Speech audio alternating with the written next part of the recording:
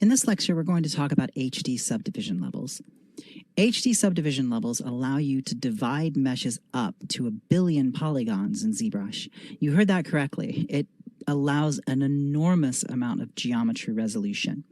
That's why they're called HD subdivision levels, but they're a little different from the normal subdivision levels. You can't see all 1 billion polygons rendered at the same time in real time moving around. You can render them, but you can't actually sculpt on all of them at the same time. So there's a few adjustments to your workflow that you have to do, but this is an extremely powerful tool. So I've opened up the Hellhound model that we created with multiple UDIMs in our UV mapping chapter. So that's important because if I've got a Z tool that has 1 billion polygons and I sculpt all that detail into it, if I'm only working with one 8K map, there's no way to get all that detail into that map. Those millions of polygons go completely, without use. So you must extract that detail into multiple UDIMs for that to be worthwhile at all.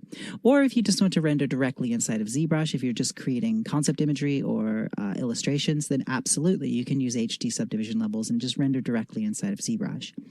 But if you're trying to use this in a pipeline situation, you're definitely going to want to have your multiple UDIMs. And just to illustrate what I mean by that, if I take this tool and open up the Z plugin palette and open up UV Master and just click Flatten. Oh, we have to click Work on Clone. Click Work on Clone. That'll clone a copy of the mesh at its lowest subdivision level, and then flatten.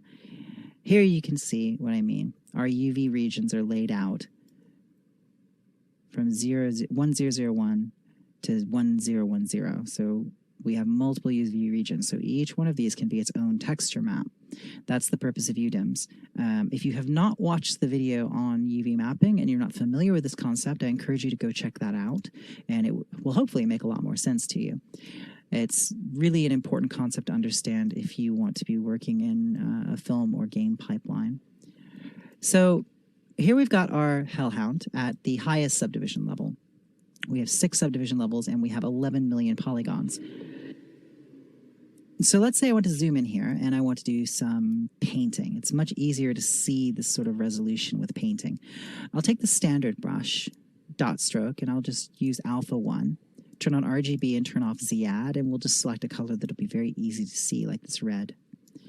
Now if I turn my brush size down really low and start painting, you see I start to get jaggies or aliasing on my stroke. That's about as small as I can get my brush stroke. Now, if I wanted to do very, very fine detailing on something, if we were going to get very, very close to this character, that wouldn't be ideal. We want to get much, much finer than that. So I could continue to divide, but we will run up against the limits of physical memory in ZBrush. The other option is to use HD subdivision levels. Now, HD subdivision levels you can add on top of your standard subdivision levels. So under geometry, you find your standard subdivision levels. If we close that window and then come down here under the tool menu, we have Geometry HD. This is where we find our HD subdivision levels. So if I divide, and I'm at my highest standard subdivision level now, if I divide, you see it's now 45 million polygons. Divide again. Now we start to get a slider. Here we can see our 2 subdivision levels. I'm at 183.29 million polygons. So now we want to sculpt in this. Now I can't just start sculpting and painting. We're not actually sculpting and painting into HD. What we need to do is, and I will turn on X symmetry, so we're working on both sides. I'll snap to a side view, maybe turn off perspective, and then I will mouse over the area that I want to work on, and I will press the A key. That's A as in apple. And what that will do, it tells ZBrush that I want to start working in my HD subdivision levels. So ZBrush will calculate the maximum number of faces from those HD subdivision levels that it can show you, and it will then display them as a radial region. As you see, I've got a radial region turned on here. So if we look here, let's turn on frame mode and see if we can't spot the edge of our region. There it is right there. That's the edge of our region. That's our radial region that we're able to work in. That's the maximum number of polygons that ZBrush is allowed to show us. I can't sculpt or paint outside of that area, but if we zoom back in here where we were working before, and then take that same stroke and draw that along here, look how much finer, look how much tighter that brush stroke is. We can get very, very small here. Let's take our draw size and turn it way down. Let's take it all the way down to 1. And I'm just using my Wacom pen. You see I get very, very fine lines here. We can make tiny little veining. And this sort of detail is important if you're going to be really, really close to a creature, or perhaps the creature is gigantic, like Kaiju in Pacific Rim 2. They were gigantic, and so there needs to be an enormous amount of detail in a mesh like that. And this is a good option, using HD subdivision levels inside of ZBrush to facilitate that level of detail, which otherwise you just couldn't get. So I'm just going to create some little mottling patterns, just some squiggling here. Okay, now I'm going to press F for focus, and that'll bring me back out to focus on the HD region. And we'll zoom out a little bit more. Let's say I want to do some sculpting. I'll turn on Z-Add on my brush, turn off RGB, and let's just rotate around to a different area here. Let's zoom in right here. So I'll zoom right in, and we'll get really tiny here. Maybe we'll change to a drag rectangle stroke, and we'll change to the vein alpha. And I want to get a lot closer than this, so I'll zoom in really tight. Now, if I click and drag, look at the fidelity of that alpha. We get so much detail. I can drag this up bigger, and that's still going to be much, much better than I could have gotten with a standard subdivision level, because again, we've got millions and millions of polygons that we're working with right now. And these exist. These do exist. It's not a trick of pixels. It's just because of the limitations of the ability to render polygons in the graphics library. You can only render, I can't remember what the top end limit of it is, but we haven't hit that yet. But 1 billion polygons is not possible to render and rotate around in real time while you're sculpting. So the region is how ZBrush gets around that. So now I'm going to drop out of my HD sculpting mode. You see I can't access the subdivision slider there or anything. I can just sculpt and paint right now. If I want to leave subdivision sculpting mode, I'm going to hold my mouse cursor over here on the background, and then I will press the A key again. And when I do that, I want you to watch the detail here and here and see what happens. It will appear that it disappears. It doesn't. It's still there. It's just we've left HD mode, so it's dropped back down to our highest standard subdivision level, which doesn't have enough geometry to represent that at such high quality. It's not lost. If we enter back into our standard subdivisions, we'll be able to see it just fine. So there we go. Actually, it didn't go quite as bad as I expected it to, but here if we zoom in, you see we don't have, especially our fine little veining here, that's completely gone. If I mouse over this area and press the A key again and enter back into HD subdivision level mode, you'll notice that our HD subdivision level slider will go away, and then this will snap right back into that nice high frequency, high resolution detail.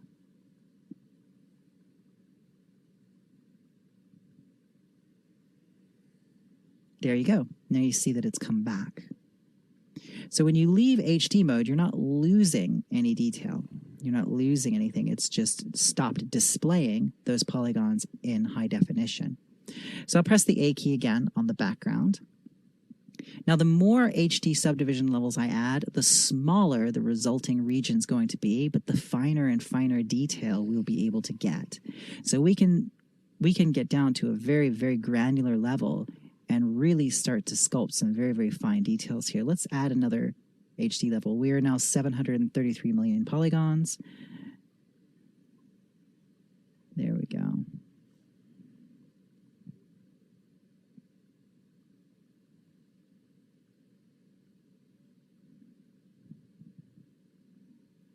Let's mouse over here, and then we'll press the A key here. And you'll see that our region this time will be smaller. There we go. Now you see that we are in HD mode. If we go into frame, you see that our region is much, much, much smaller. Shift F to get out of frame mode. And then we'll just zoom back into that area. We'll get really, really tight in on that.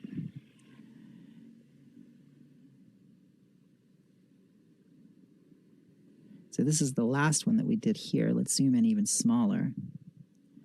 And let's look at the type of detail we can get. We'll go to the dot stroke and alpha 1 and just do some fine sculpting strokes here. There we go. Look at that. Look at that very, very fine sculpting stroke that we're able to accomplish. If I go into frame mode, Shift F, you'll see these exist.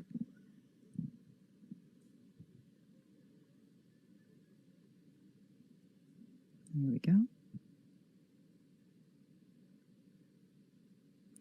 And we can use alphas. We can use all the same sculpting techniques that we use inside of ZBrush in normal standard subdivisions.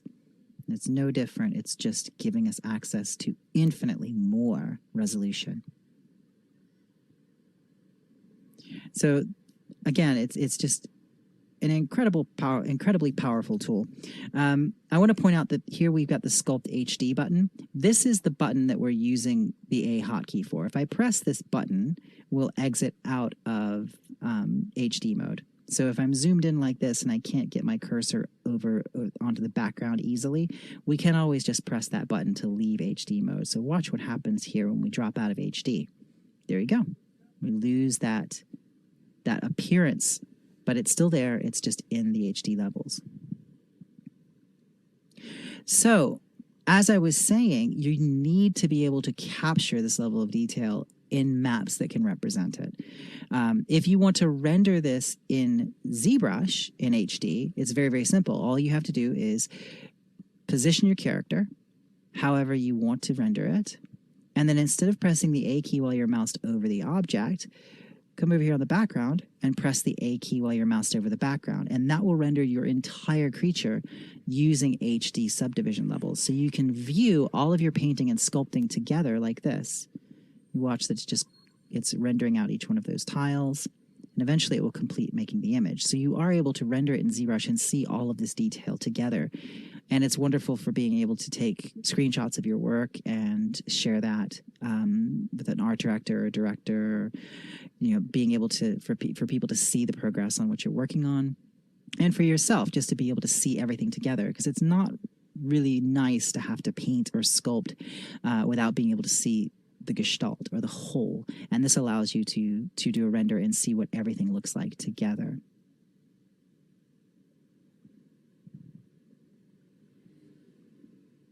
It's kind of interesting to watch each one of those tiles fill in as it renders. Watching the character kind of grow in space. There we go. It's building that arm now, and there we go. You can see it is just about complete, and there you are. And my autosave pops up. The autosave will go away here in a moment. And that incorporates our HD. So if I just move, it will drop away. It goes away.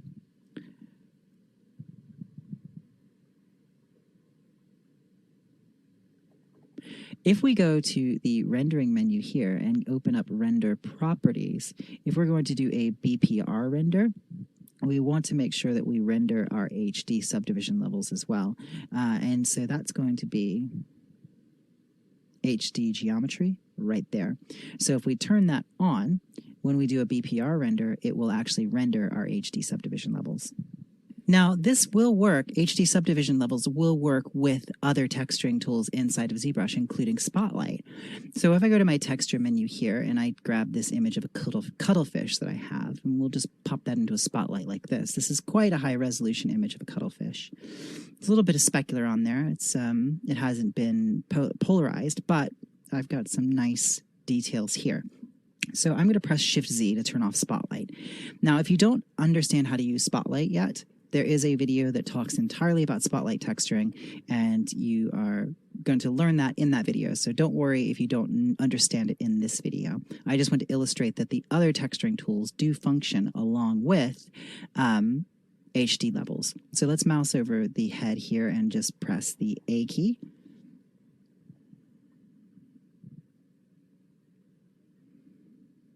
Whatever area I'm moused over will establish what the center of my sculpting region is going to be. So here you go. It says my high def mesh is ready. You can see the border right there.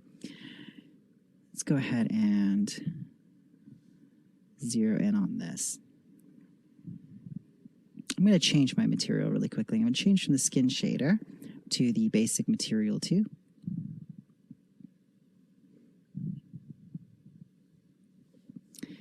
And I'm going to go to my material settings, turn this up, turn my specular curve out a little bit. And let's turn our wax modifier up just a bit. And I'm going to go to my lighting menu. While I'm texturing, I like to have even lighting. So I'm going to turn on the secondary light, and I'll set the color back to white. We talk about all this in our texturing video. In case you're not familiar with what I'm doing here, fear not, we talk about it in detail. There we go. I just want to get a nice even lighting on this area that I'm going to be projecting texture onto.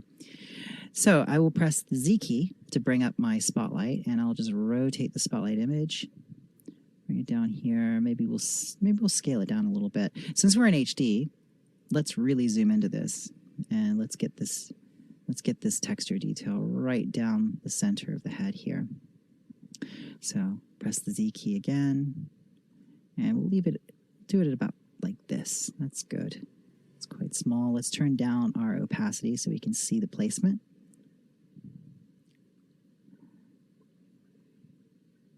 Put it about here. All right, so I'll go ahead and turn up my spotlight radius and then press the Z key so I'm actually painting. And I am going to turn off my X symmetry. Double check. Yeah, I'm going to turn off my X symmetry with the X hotkey, and I want to make sure that I've got RGB turned on and Z add turned off. So I'm only painting right now. So if I click and drag, I'm going to start painting. Oh, and I'm on drag rectangle strokes. Let's go to the dot stroke, and we can turn the alpha off. So now I'm just going to be projecting RGB. Oh, my brush size is turned way down. Make sure our brush size is bigger than 1 pixel. There we go. Now we're getting this very nice fidelity painting in here. Press the Z key, and maybe I want to move this texture a little bit up and continue that. Maybe we want to move this over just a little bit here. Paint it over here. And maybe we want to flip it across the horizontal axis. So we'll flip it this way.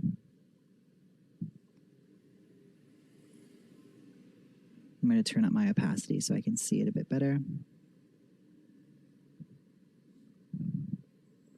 That was the wrong axis to flip it in. We'll have to actually flip it vertically. There we go. And we'll position that. Let's turn our opacity down so we can see it on the model. Bring it over here, and then press the Z key, and we'll start painting through that.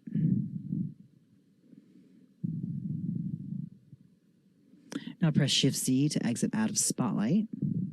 And this is in the Polypaint. This has just been projected into the Polypaint there. Now I will exit out of Sculpt HD mode. Sculpt HD is Paint HD. It's both sculpting and painting. And you see that it is actually applied to the mesh just like it would under normal subdivision levels. So just because you're using HD doesn't mean that you can't use Spotlight or any of the other texturing and sculpting tools inside of ZBrush. They will all apply. So now you can see we lost a fair bit of that detail and the fidelity in those striping, the striping patterns there. I mean, we can get really quite small, as you saw before. If we zoom down in here, and let's press the A key. So we're going to paint into this region. So watch this area here. That area will jump up in fidelity as soon as the HD levels are ready.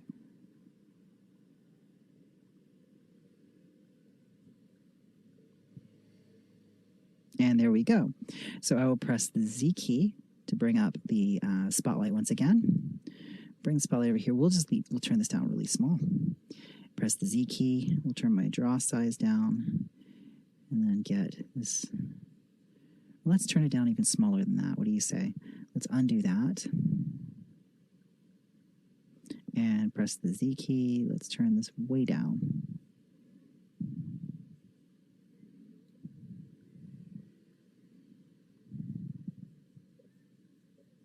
There we go. Shift-Z will turn off Spotlight, and then press the Z key or Sculpt HD to drop out of HD subdivision mode, and you'll see that we drop down in quality, but that RGB data, that Polypaint data is definitely still there. It just lives in the HD levels.